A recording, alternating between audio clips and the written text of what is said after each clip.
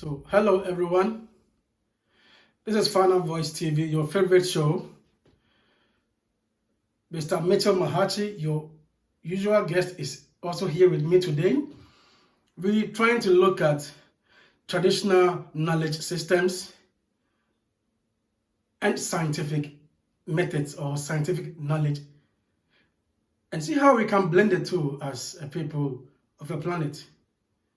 Are we fast losing our traditional knowledge systems, or are we fast copying the scientific methods? Which is which?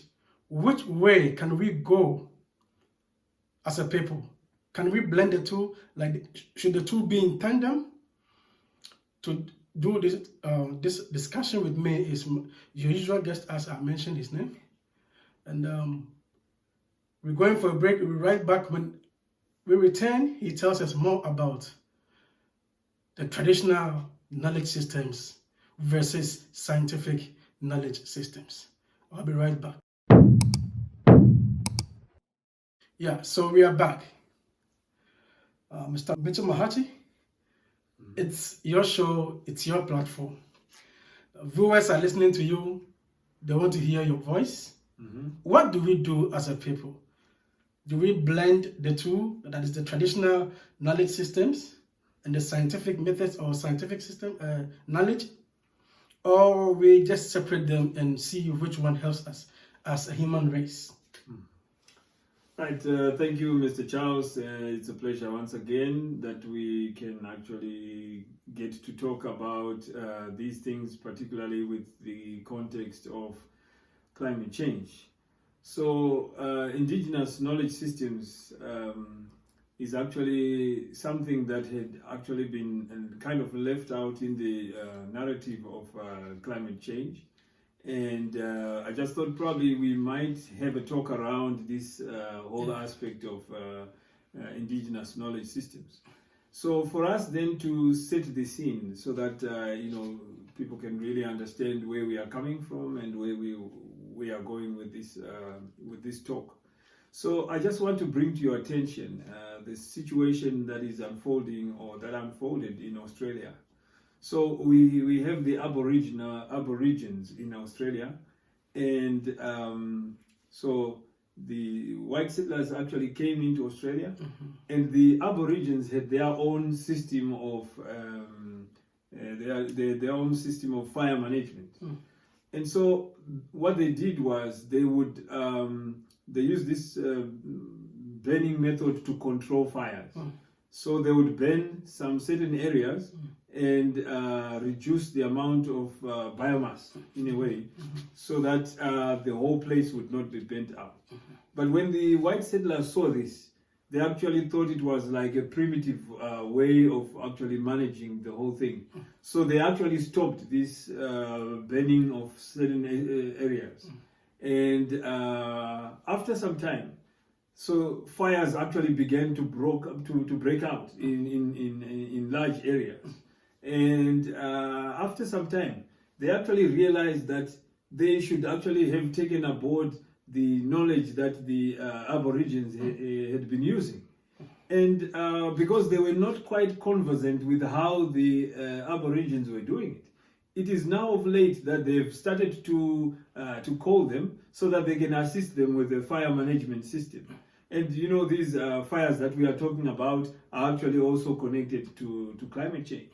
And so when we talk about these indigenous knowledge systems, we are saying it is also a very important tool that can actually be used in climate change.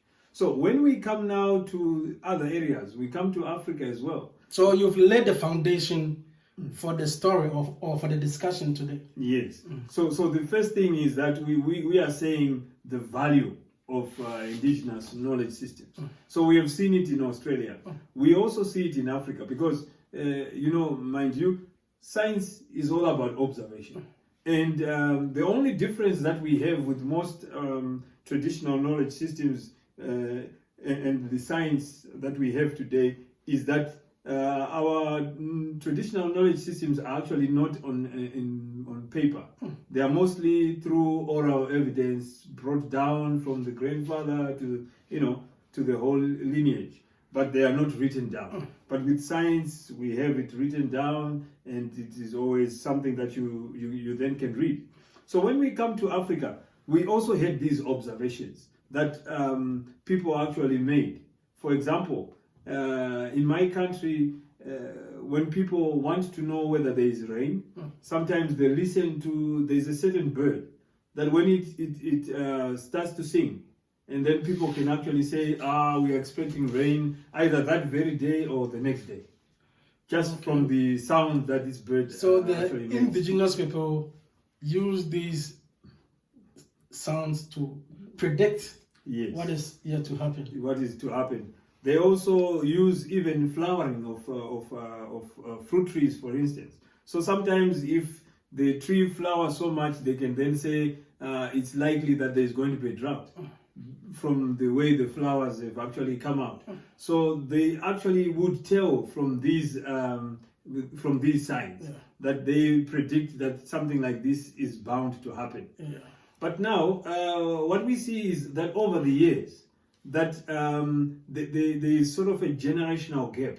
The people that actually knew these with certainty, or with maybe a greater degree of certainty, have actually passed on. And now the younger generation coming up do not quite have the knowledge in the same way that we had it with our grandparents, right? So this break now is what is kind of causing a bit of a problem. But one thing now with the context of climate change, because this is what they had been observing all along. But coming back now to this question where we are now talking about combining, right? So we notice that there's this gap that I've spoken about, and then we also notice the certainty that we also see with the scientific measurements that we have, the wind speed, everything that is along the lines of climate. So in this regard, then, what I actually think should actually happen is we need then to have a fusion of the two. We should not throw away our indigenous knowledge systems simply because we have models that we are now using to predict how the climate change will be going. But rather, I actually think that we need to fuse the two. For example, I'm talking about this bird that we are saying people would listen to, right? So this could actually be combined with say GIS, for instance. So where these the occurrences that people observe in their communities, and this is actually put on a GIS. So we are now combining these two, the cutting edge technology we have these days together with the indigenous knowledge systems. And then we actually improve upon the knowledge systems that we actually have. So this is the view that we have, that I think if we combine the two, this would actually help. Yeah, I understand you. Somewhere in America, they have these squirrels, these animals that almost are like squirrels. Now, what happens is that if the indigens, the real Americans, would like to know whether the impending winter will be so cold or not, they just check the tail of that squirrel. Okay. If that animal develops so much hair at the tail, then hey, it's going to be so much cold on that upcoming winter. So that is what the people use to detect how the climate or the weather will be. It appears we are fast losing it. Now our trust is with those who have studied meteorology, the scientists.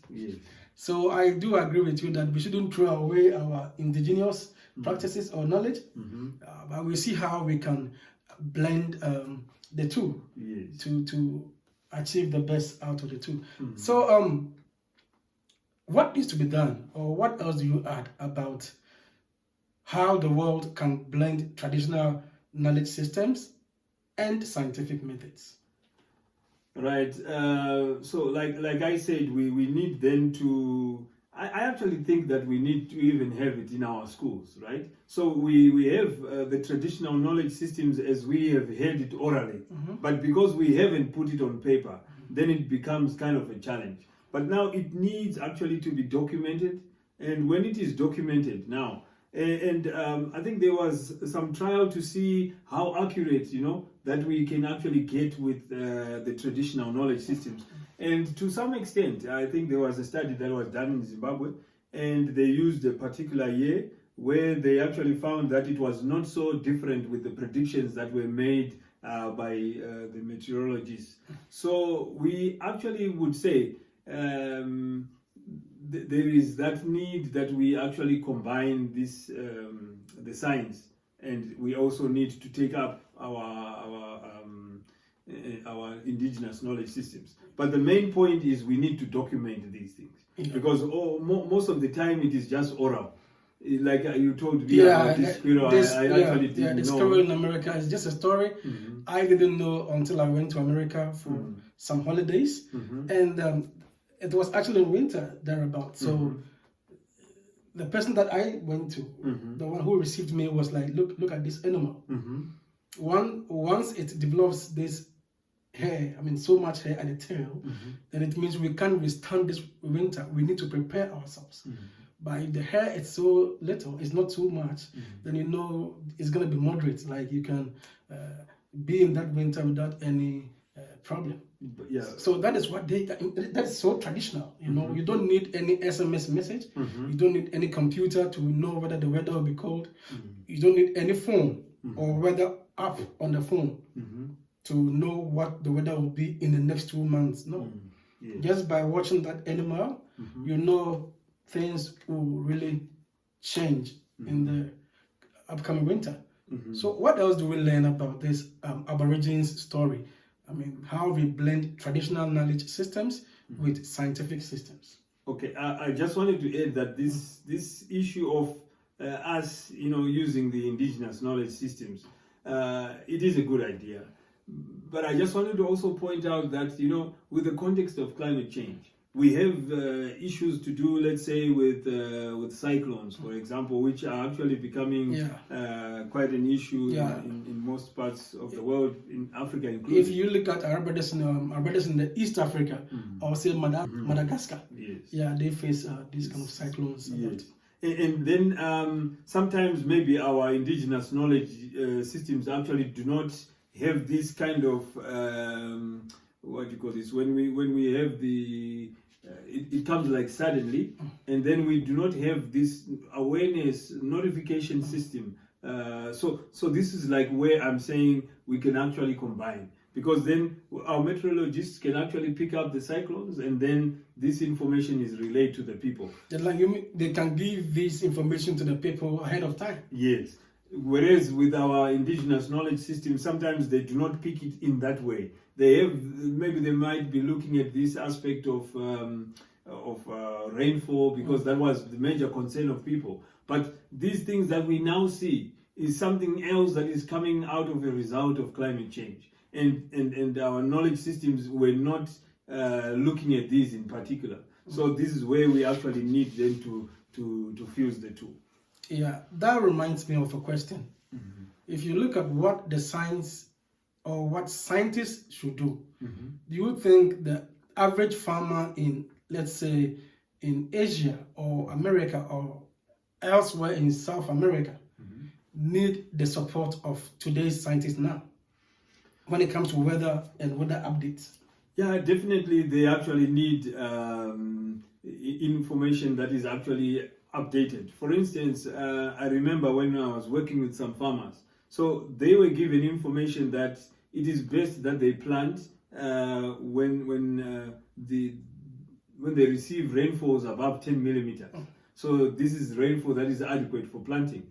So all along, people actually gave names to rainfall. So when it rains, the first time they say, no, this is not for planting, they give it a certain name, right? And then they say this is just for clearing the land, right? And then some more rainfall comes, and then they say this is for another event, but they are not yet working on the land, because they're just they're using the traditional way that they've been doing. But now, because of climate change, and we actually know that the rainfall patterns are actually now erratic. So this is where now, through science, we now know if you receive 10 millimeters of rainfall, so it's enough for you to plant, because then your crop can actually germinate with the 10 millimeter. So this is where you actually need the information now to say this is the correct time to plant, and we actually receive maybe some more rainfall at this particular time. So definitely now we actually need the scientific knowledge, and also, you know,